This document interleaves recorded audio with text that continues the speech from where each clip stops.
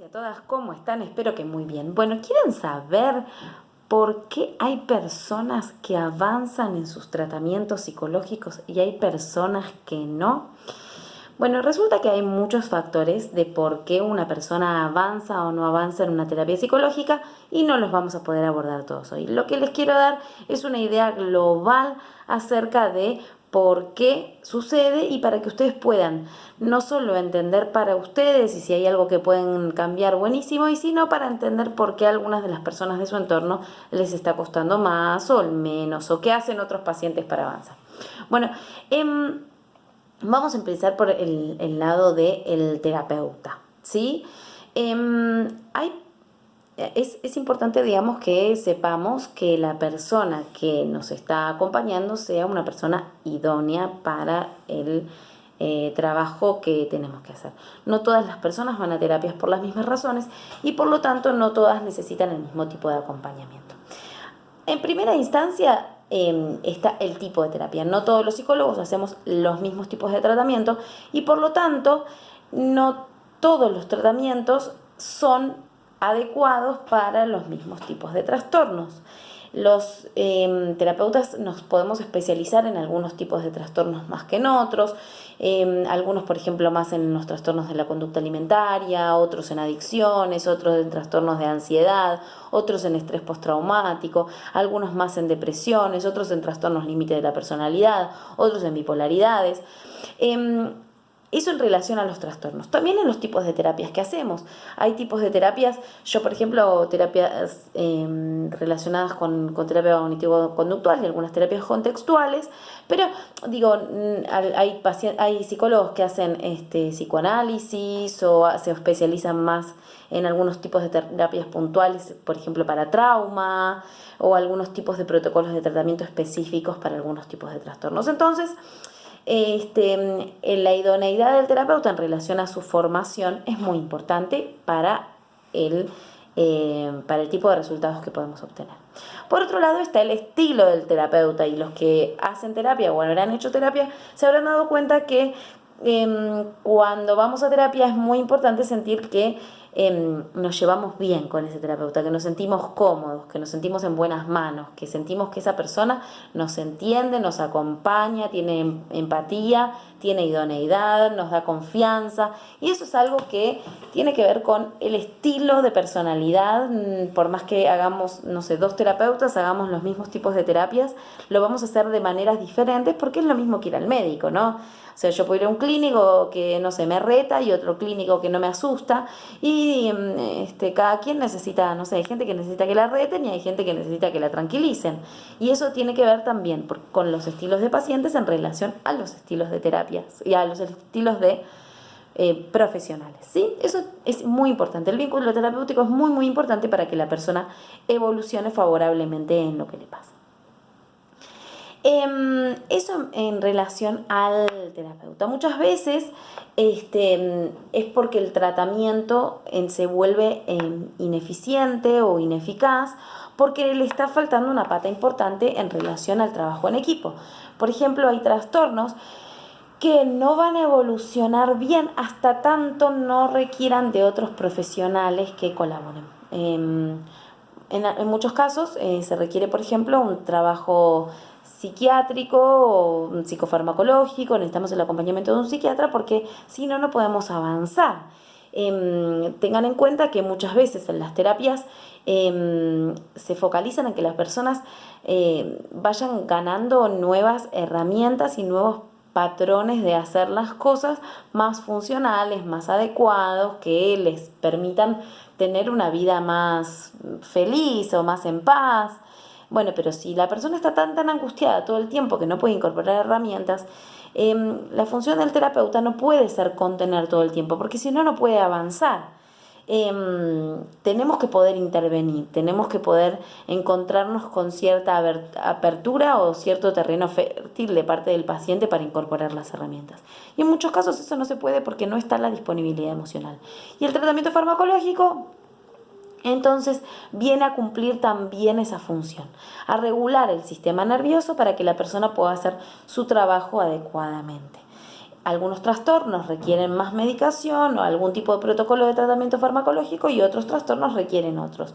En algunas cosas, en algunos tipos de trastornos es prácticamente obligatorio y en otros podría ser charlado con el terapeuta a ver si es un buen momento, si sería adecuado o no sería adecuado. Eso se va hablando con el terapeuta. Si ustedes tienen dudas respecto de esto, pueden hablar con sus profesionales tratantes. Eso en relación al tipo de dispositivo que se utiliza para tratar determinado tipo de trastorno en determinado tipo de momento. Muchas veces nos causa susto como pacientes y no queremos iniciar una terapia farmacológica y bueno, en muchos casos yo cuando le sugiero a algunos pacientes que se traten farmacológicamente para que podamos avanzar, ponen mucha resistencia y es todo un trabajo que acepten la medicación para que avancen adecuadamente en sus terapias. Y en esos casos, bueno, en muchos casos yo les informo que no van a poder obtener los mismos resultados si no abren. Hay muchas creencias muy distorsionadas acerca de lo que es un tratamiento farmacológico y entonces me gustaría en algún momento poder hacerles un video especial sobre esto para que puedan entender de qué se trata, cómo funciona y bueno, tranquilizarse un poco mucho de los casos porque hay mucho miedo en relación a las medicaciones. Bueno, eso en relación a los tratamientos farmacológicos. Bueno, ahora, en relación a los pacientes, digamos, ¿por qué hay pacientes que evolucionan y hay pacientes que no? Número uno, el tipo de trastorno. Hay trastornos que son más graves, son más rígidos, son crónicos y no van a poder tener una mejoría tal como nosotros nos gustaría o nos imaginaríamos que podría llegar a ser. Por ejemplo, los trastornos psicóticos, la bipolaridad, algunos trastornos de personalidad, algunas depresiones crónicas. Hay trastornos que por su naturaleza y su tipo de evolución no van a mejorar a un estado de como cuando no lo teníamos o como las personas que no lo tienen. Sí se pueden acompañar, es como algunas enfermedades crónicas. Si yo tengo, no sé, diabetes, es posible que tenga que recibir tratamiento para toda la vida, pero sí puedo hacer intervenciones en relación a la conducta alimentaria, a la emoción o a la inclusión de ciertos fármacos que permitan que la persona regule mejor su insulina, ¿sí? Bueno, sí, yo tengo diabetes, pues así. Pero bueno, entonces o si tengo hipertensión, no es lo mismo si yo tomo la medicación o no, si consumo con mucha sal o no, si hago actividad física o no, o si tengo muchos distresores o no. Entonces, sí se puede acompañar en relación a eso, pero una vez que el trastorno se manifestó, no va a poder volver a punto cero, ¿sí? Y eso hay que asumirlo, es tarea del terapeuta informarlo y en el tiempo adecuado. Muchas veces los diagnósticos no se dan en una instancia inicial si vemos que la persona no está lista para recibirlo, y esto no es cuestión de ocultar información, sino justamente es cuestión de no empeorar las cosas. Pero lo ideal es que las pacientes tengan sus diagnósticos para que puedan recibir sus tratamientos adecuados y apropiarse de lo que les pasa. O sea que en la mayor parte de los casos tratamos de decir los diagnósticos, hablen con sus terapeutas si creen que ustedes tienen este caso, o si hay algún familiar que están viendo que no evolucionan y les gustaría poder saber por qué no evoluciona adecuadamente. Muchas veces los psicólogos o los psiquiatras pueden darnos información al respecto para que ajustemos las expectativas adecuadas, ¿sí? Bueno, después hay instancias en la evolución de un trastorno. Hay momentos donde la persona no registra que tiene un problema y por lo tanto no puede tener la apertura a las herramientas que podría tener tal vez más adelante cuando se apropia de que tiene un problema, ¿sí? Esto tiene dos palabritas que se las voy a enseñar: ego sintónico y ego distónico. Ego sintónico quiere decir que la persona no reconoce que tiene el problema, es decir, los síntomas están tan en sintonía con el yo que se lo adjudica a la propia personalidad. Dice cosas como, por ejemplo, yo soy así, siempre voy a ser así, el problema son los demás. Cuando el trastorno se logra hacer egodistónico, la persona puede decir, sí, yo reconozco que tengo un problema, lo tengo que mejorar, no sé todavía cómo se hace, o yo antes no era así, o no me gusta sentirme así, o necesito ayuda, ¿sí? En el momento en que el trastorno se vuelve egodistónico, estamos mucho mejor preparados para trabajar. Ahora, hay una trampa sobre esto. Yo les decía hace un rato que los síntomas pueden ser egosintónicos, es decir, que la persona no reconozca que tiene un problema. En muchos casos es propio del proceso, como puede suceder en las adicciones. Por ejemplo, la persona no reconoce que tiene un problema todavía porque piensa, no sé, que puede manejar la situación y que consume solamente cuando quiere. Y entonces, bueno, lleva tiempo para que el trastorno se vuelva egodistónico y la persona pueda implementar las herramientas. Eso a veces es así. Otras veces hay algunos tipos de trastornos, como los trastornos de personalidad, que son egosintónicos para siempre.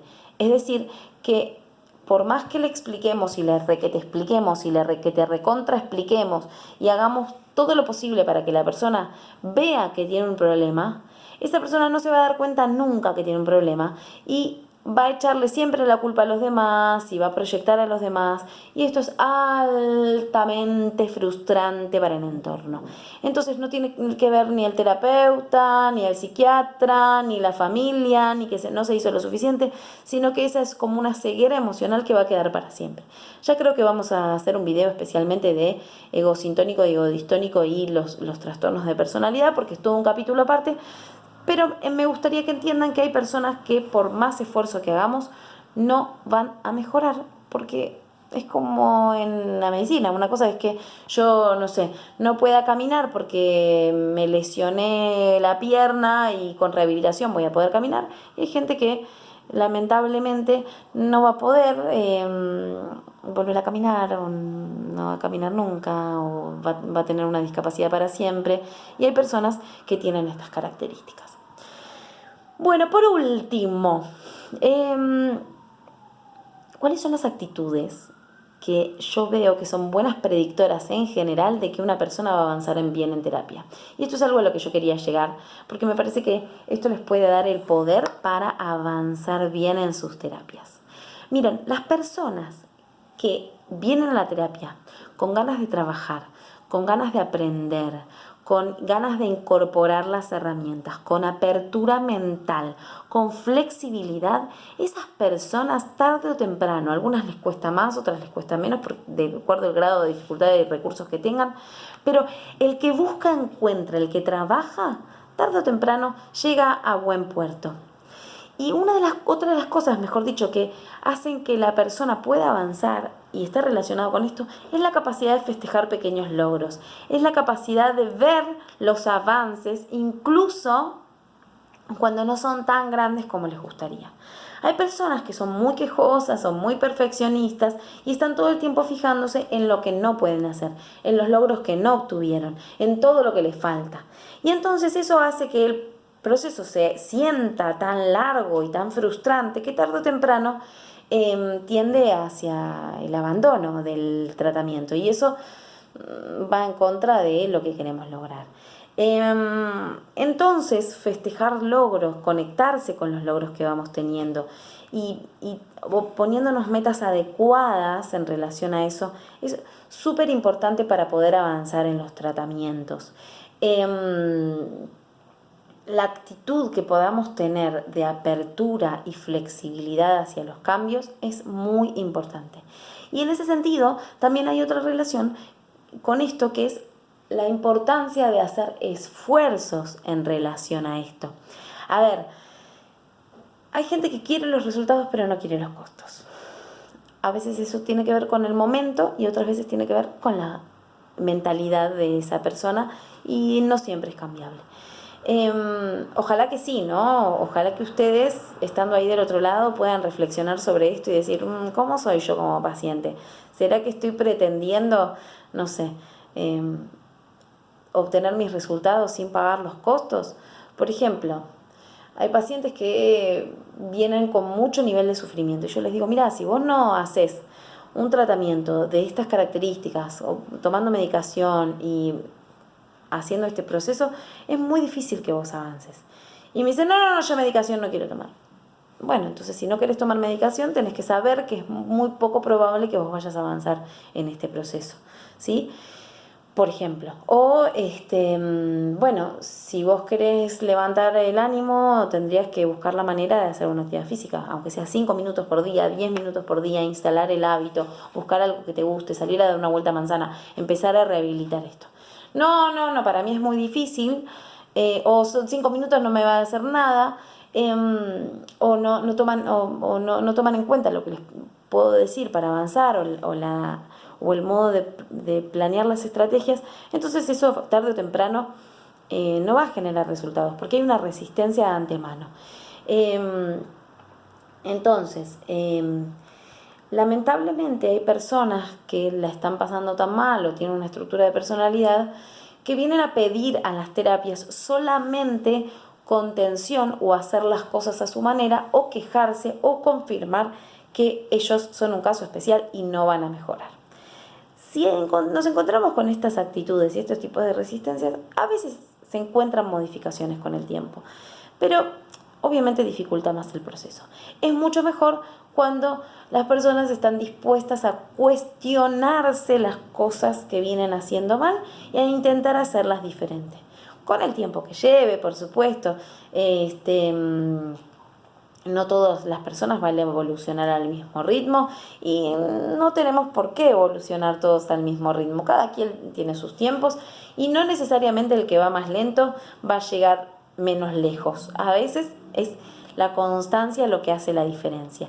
Y he visto cambios sorprendentes de personas que parecía que nunca iban a cambiar, de personas que les quedaba tan lejos el cambio que parecía que nunca iban a cambiar y sin embargo lo lograron. Y he visto personas que, aunque tenían que metafóricamente saltar un charco y estaban del otro lado, no pudieron. Y esto tiene que ver con eso, con la actitud de apertura y de facilidad que tengan esas personas hacia el cambio y en el fondo que vienen a buscar a la terapia. A veces verbalizamos que queremos cambiar, pero no creemos que lo que tenemos que hacer es seguir las pautas que nos están proponiendo, ¿sí? Bueno, siempre cabe la posibilidad de que el terapeuta no sea el adecuado, ¿no? Siempre cabe la posibilidad de que no sea el momento adecuado o el tipo de tratamiento adecuado. Por supuesto que hay que seguir buscando. Pero igual la búsqueda de un buen terapeuta o de llevar adelante un buen tratamiento tiene que ver con esa actitud. A veces podemos buscar por otro lado, cambiar de terapeuta, pero salir de la posición de queja. Del otro no me ayudó, del terapeuta, la culpa es del terapeuta, la culpa es de Pirulito. Mientras le echemos la culpa a los demás o pretendamos que los demás hagan los esfuerzos y nosotros obtener los resultados, eso no va a llegar a buen puerto. Así que ojalá que les sirva lo que les estoy diciendo y que puedan trabajar en relación a ustedes su actitud para avanzar mejor en sus tratamientos. Les deseo un excelente día y espero que estén súper bien.